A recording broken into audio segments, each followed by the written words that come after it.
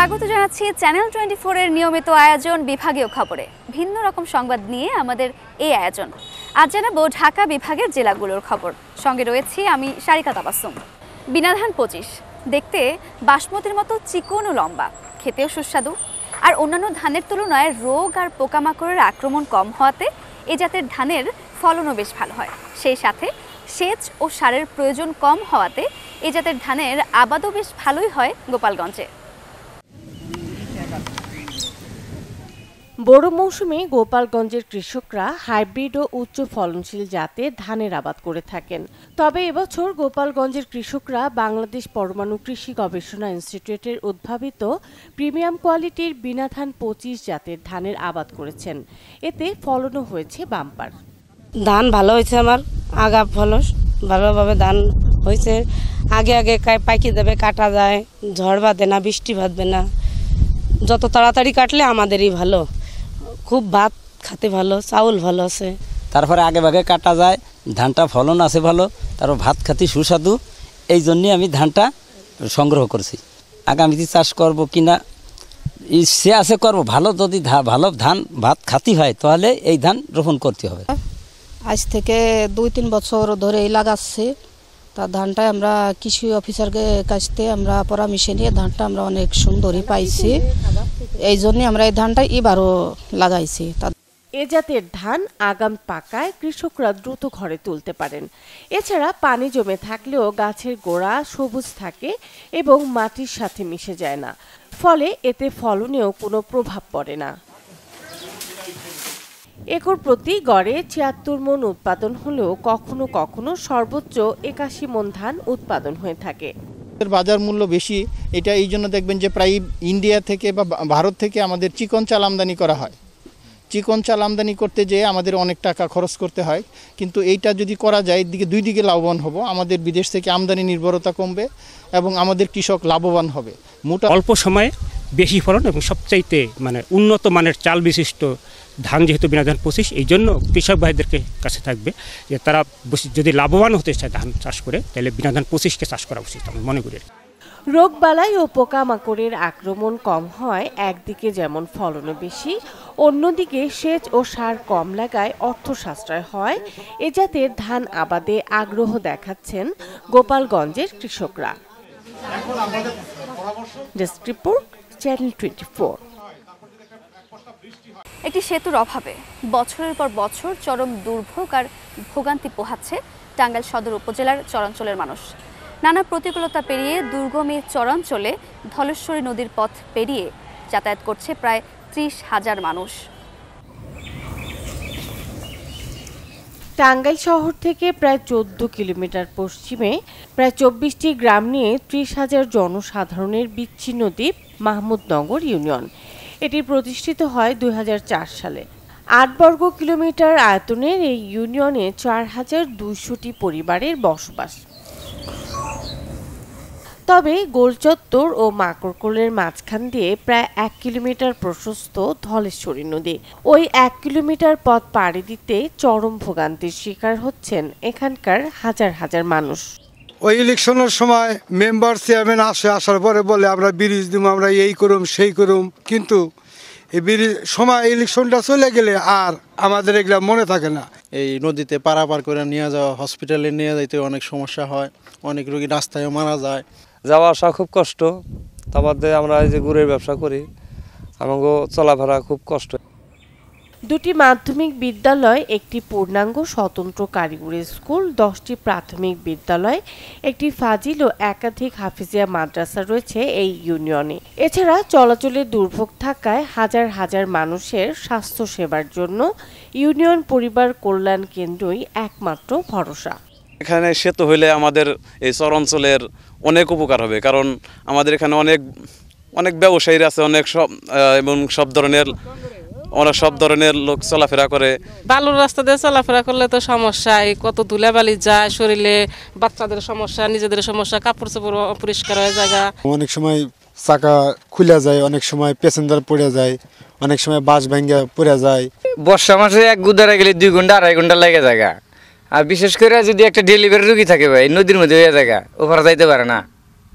আর মনে করেন যে প্রতিদিন অটো সিএনজি রিক্সা 2-4টা পল্লি খেতেছে। একটা রোগী যদি আমরা কই যে তিনি খুব বেতাল তুলি টাঙ্গেল নিয়ে যাই, ও রাস্তায় নীতি নীতি মনে হয় যারা কাম শেষ ওরা টাঙ্গেল না না বাচ্চা এনে ফের মারি না থাকে। অনুমোদন ও অর্থ প্রাপ্তির সাপেক্ষে সেতু নির্মাণে উদ্যোগ নেওয়া হবে বলে জানান এলজিইডির নির্বাহী প্রকৌশলী। আমরা একটা বড় প্রকল্পের কাজ শুরু হয়েছে CIBR2, ওই প্রকল্পের মধ্যে ফিজিবিলিটি স্টাডি করার জন্য আমি এটা প্রস্তাব দিব। এই ব্রিজটা এই ফিজিবিলিটি স্টাডি করার পর ডিজাইনিং হয়ে যাওয়ার পরে যদি সরকার বরাদ্দ দিতে পারে তাহলে এই ব্রিজটি হবে আশা করতেছি। তবে ব্রিজটি খুবই গুরুত্বপূর্ণ এবং আমার কাছে এই ব্রিজের ব্যাপারে উপকারভোগী থেকে শুরু করে ওই অঞ্চলে অনেক লোকজন স্টেক হোল্ডার আমার কাছে যোগাযোগ করছে। তা আমি ব্রিজটি করার ব্যাপারে আশাবাদী, সর্বচেষ্টা করব। সকল জটিলতা কাটিয়ে দ্রুত সময়ের মধ্যে সেতুটি নির্মাণ করা হবে বলে আশা করছেন এ চরাঞ্চলের মানুষ। Desk report, channel 24। ছোট একটি সেতুর অভাবে যুগ যুগ ধরে নাগরিক সুবিধা থেকে বঞ্চিত মুন্সিগঞ্জ পৌরসভার অন্তত 10,000-এর বেশি মানুষ। কয়েক দফায় সেতু নির্মাণের আশ্বাস দেয়া হলেও নেওয়া হয়নি কোনো কার্যকর পদক্ষেপ। ফলে বাধ্য হয়ে জরাজীর্ণ বাঁশের সাঁকো দিয়েই চলছে ঝুঁকিপূর্ণ যাতায়াত। বাঁশের তৈরি নড়বড়ে এক সাঁকো, তারই উপর দিয়ে চলাফেরা করছে হাজারো মানুষ। চিত্রটি মুন্সিগঞ্জ পৌরসভার 7 নং ওয়ার্ডের মোল্লারচর এলাকার।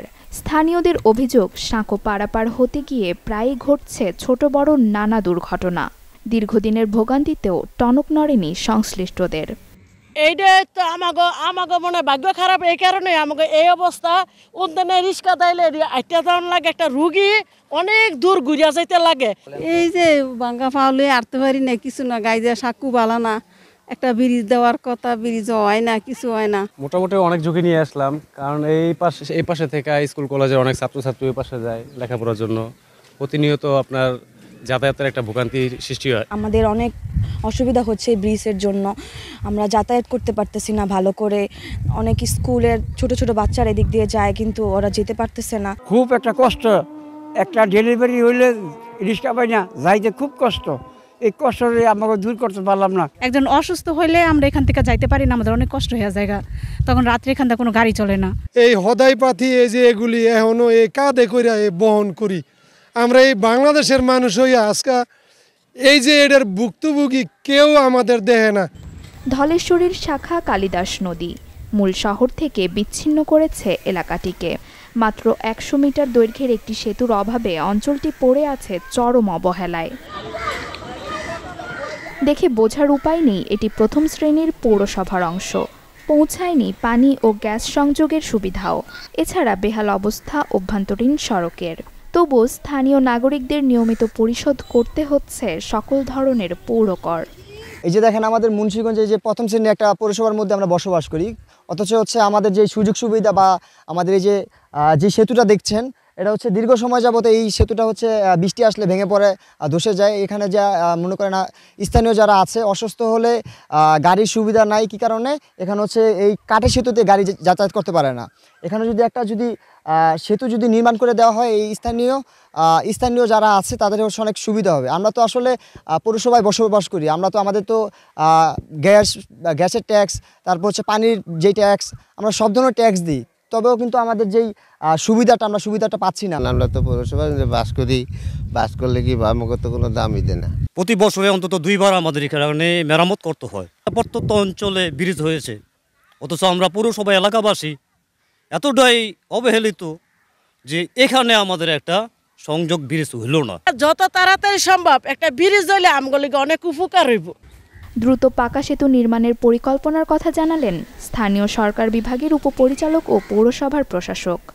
আমাদের যে চিঠি দেওয়ার যে বিষয়টা, সেটা কিন্তু আমরা এক্সপ্লেন এনজিডি বরাবর চিঠি দিয়ে দিয়েছি এবং আমরা একসাথে বসে কথা বলেছি যে ওনারা বলেছে পৌরসভার ভিতরে সাধারণত এনজিডি কাজ করে না, সেক্ষেত্রে তারা ঊর্ধ্বতন কর্তৃপক্ষে মানুষের দুর্ভোগের কথা চিন্তা করে ঊর্ধ্বতন কর্তৃপক্ষের সঙ্গে কথা বলে পরবর্তী ব্যবস্থা গ্রহণ করবে। সবশেষ 2019 সালে নৌযানের ধাক্কায় ভেঙে পড়ে সাঁকোটি। এরপর থেকে জোড়াতালি দিয়ে ঝুঁকি নিয়েই চলছে যাতায়াত। Desk report, channel 24। শরীয়তপুরে সড়ক বিভাগের জায়গা দখল করে গড়ে উঠেছে নানা স্থাপনা।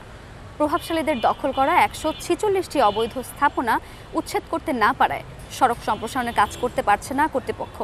এতে সরু সড়কে তৈরি হচ্ছে যানজটের সমস্যা, সেই সাথে সাথে দুর্ভোগের শিকার হচ্ছেন শহরবাসী। জায়গার অভাবে শরীয়তপুর জেলা শহরের এই মূল সড়কটি সম্প্রসারণ করতে পারছে না সড়ক ও জনপথ বিভাগ। অথচ সড়কটি সম্প্রসারণের জন্য প্রায় 12 একর জায়গা অধিগ্রহণ করেছিল সওজ। জায়গা অধিগ্রহণের পরেও কেন সম্প্রসারণ করা হচ্ছে না সড়কটি, সেই বিষয়টি আমরা জানার চেষ্টা করব। শরীয়তপুর শহরের প্রধান সড়কের দুপাশে থাকা এমন শতাধিক স্থাপনা নির্মাণ করা হয়েছে সড়কের জন্য অধিগ্রহণকৃত জমির উপর। স্থানীয় প্রভাবশালীদের পাশাপাশি দখলের সাথে জড়িয়েছেন বেশ কিছু সরকারি প্রতিষ্ঠান। পাকা আধা পাকা সুউচ্চ ভবন কিনেই সড়ক বিভাগের এই জমিতে যে যার মতো করে দখল নিয়ে তৈরি করেছেন বিভিন্ন প্রতিষ্ঠান। 24 ফুট সড়ক নির্মাণের পর 60 ফুট থেকে 70 ফুট জমির বাকিটা চলে গেছে দখলদারদের জিম্মায়। নিজেদের মালিকানা দাবি করে জমি না ছাড়ার স্পষ্ট বার্তা দখলদারদের। যদি সড়কের হয় ভেঙে লোক আমার আপত্তি নেই, এটা আমার জায়গা আমি উঠেছি না পেলে মুখস্থ যেমন এখান থেকে বাউন্ডারির ওদিকে ঢুকছে আমি না ঢুকে পূর্ব দিকে ঢুকে এরা ডিসির বাসা যখন জানা তো ডিসির সামনে বাউন্ডারি যাওয়া যায় এটা ব্যাপার আছে না, আমাকে ডর বেশি আমাকে ঢুকবো। অভিযোগ আছে বিদ্যুৎ বিভাগ, জেলা কমান্ডারের কার্যালয়, শরীয়তপুর পৌরসভার মতো সরকারি প্রতিষ্ঠানগুলো সড়কের জায়গা দখল করে দিব্যি গড়ে তুলেছেন বিভিন্ন স্থাপনা। তবে বিষয়টি নিয়ে কথা বলতে রাজি হননি কোনো কর্মকর্তা। বছরের পর বছর ধরে দখলে থাকা এসব জমি উদ্ধারে আইন কি বলছে? 60 ফিট মানে প্রায় 1500 স্কোয়ার ফিট জায়গা আমাদের ভিতরে নাকি পাবে, আর ওনারা বলতেছে যে আপনারা মানে এটা ওই যে ভিডিও স্টেটমেন্ট চাইতেছে আর কি। না আসলে ওই এমনি আপনারা ওই কোশ্চেন করেন, উত্তর দিয়ে দেবেন চিঠি দিয়ে আকারে, ঠিক আছে? এই অ্যাকোয়ারের সম্পত্তি কারণ আমার রেকর্ড হওয়া উচিত না, এবং যারা যদি কেউ করে থাকে তা সেটা বেআইনিভাবে করছে। অ্যাকোয়ারের পরে কম্পেনসেশন মানি নেওয়ার পরে আর ওই পক্ষে কিছু থাকে না। আর এইগুলি যদি বেদখল কেউ করে থাকে, এটা যদি রেকর্ড না থাকে তাহলে এটা ডিসি সাহেব প্রশাসনিক অর্ডার বলেই সে উচ্ছেদ করতে পারে। জমি বেদখল হয়ে যাওয়ায় সড়ক সম্প্রসারণ করতে পারছে না সওজ। সরু সড়কে চলতে গিয়ে জেলা শহরের রাজগঞ্জ মোড়, চৌরঙ্গি, হাসপাতাল চত্বর, কোর্ট চত্বর এলাকা সহ বিভিন্ন স্থানে যানজট এখন শহরবাসীর নিত্যসঙ্গী। পদ্মা সেতু চালুর পর যানবাহনের চাপ বেড়ে যাওয়ায় দ্বিগুণ হয়েছে যানজটের ভোগান্তি। বেহাত জমি উদ্ধার করে দ্রুত সময়ের মধ্যে সড়ক সম্প্রসারণের দাবি স্থানীয়দের। এই অধিগ্রহণকৃত জায়গা বিভিন্ন রাজনৈতিক ব্যক্তি, ব্যবসায়ী বা বিভিন্ন শ্রেণীর মানুষ বিভিন্নভাবে দখল করেছে। যে সড়ক ও জনপথ বিভাগ অবৈধ দখলদারদের একটি তালিকা প্রস্তুত করেছে। স্থানীয় যারা প্রশাসনে রয়েছেন, যারা ভূমি নিয়ে কাজ করেন, সড়ক বিভাগের সাথে তারা সমন্বয় করে এই দখলদারদের উচ্ছেদ করে জায়গাটি ফাঁকা করলে শহরের যানজট নিরসন হবে। সাধারণ এই যে দেখেন, এই যে গাড়িটা দাঁড়ায় রয়েছে, এখানে একটু জাম হইলে একটার সাথে একটা বাড়ি খাইতেছে। অবৈধভাবে দোকান পাট স্থাপন করে ভোগ দখল করে আছে। এদের জন্য মূলত জনসাধারণ ভোগান্তিতে পড়ছে, যেমন বিশেষ করে রাস্তায় জ্যাম তৈরি হচ্ছে এবং বিভিন্ন দুর্ঘটনা ঘটছে। তাই আমরা চাই সড়ক ও জনপথ যাতে তাদের নিজ সড়কটি অবৈধ স্থাপনাগুলো উচ্ছেদ করে দখলে নেয়, এবং দখলে নিতে পারলে এই সড়কটা প্রশস্ত হবে।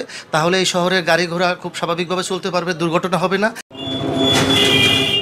একটি দুটি নয়, জেলা শহরের প্রধান সড়কের পাশে এমন অন্তত 146টি অবৈধ স্থাপনা শনাক্ত করেছে সড়ক বিভাগ। দখলদারদের নোটিশ দিয়েও সমাধান পাচ্ছে না তারা। তবে যথাযথ প্রক্রিয়া অবলম্বন করে অবৈধ স্থাপনা উচ্ছেদে পদক্ষেপের কথা জানিয়েছেন জেলা প্রশাসক। আমরা কিছু অবৈধ স্থাপনা রয়েছে এরকম কিছু পক্ষকে আমরা নোটিশ দিয়েছি তারা এখান থেকে অপসারণের জন্য। আর আমরা সামনেই একটা উদ্যোগ নিচ্ছি এই অবৈধ স্থাপনাগুলো উচ্ছেদ করার।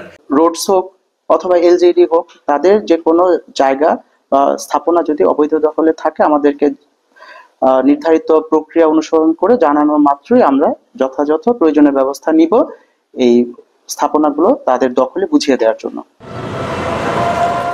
জেলা শহরের অভ্যন্তরে সড়ক নির্মাণে 1986-87 সালে 3টি মৌজায় মোট 12 একর জমি অধিগ্রহণ করে সড়ক ও জনপথ বিভাগ। জেলা প্রশাসক ও সড়ক বিভাগের কাছে দখলদারদের সুনির্দিষ্ট তালিকা থাকার পরেও কেন উচ্ছেদ করা যাচ্ছে না এসব দখলদারদের, সেই প্রশ্ন এখন শরীয়তপুরবাসীর। নুরুল আমিন রবিন, চ্যানেল 24, শরীয়তপুর। ফরিদপুরে এবার দেশি বিদেশি নানান জাতের আমের বাগান করে সাড়া ফেলেছেন এক উদ্যোক্তা। ফলনও হয়েছে ভালো, এখনই পাচ্ছেন অনলাইনে অর্ডারও। চলুন দর্শক ঘুরে আসি আম বাগানটি থেকে। থাই চিয়াংমাই, রেটাইভরি, জাপানি মিয়াজুকি বা সূর্য ডিম, আমেরিকান পালমাল, কিউজেআই থাই, ব্রুনাই কিং, ব্যানানা ম্যাঙ্গো সহ কয়েক জাতের বিদেশি আমে ভরে উঠেছে ফরিদপুরের মফিজুর রহমান মফির বাগানটি। আম চাষের জন্য ফরিদপুরের আবহাওয়া উপযোগী নয়, এই ধারণা মিথ্যে করে দিয়ে প্রায় 14টি ভিনদেশি আমের জাত উৎপাদন করে সাড়া ফেলে দিয়েছেন তিনি। পাশাপাশি দেশি জাতের আমও রয়েছে তার বাগানে।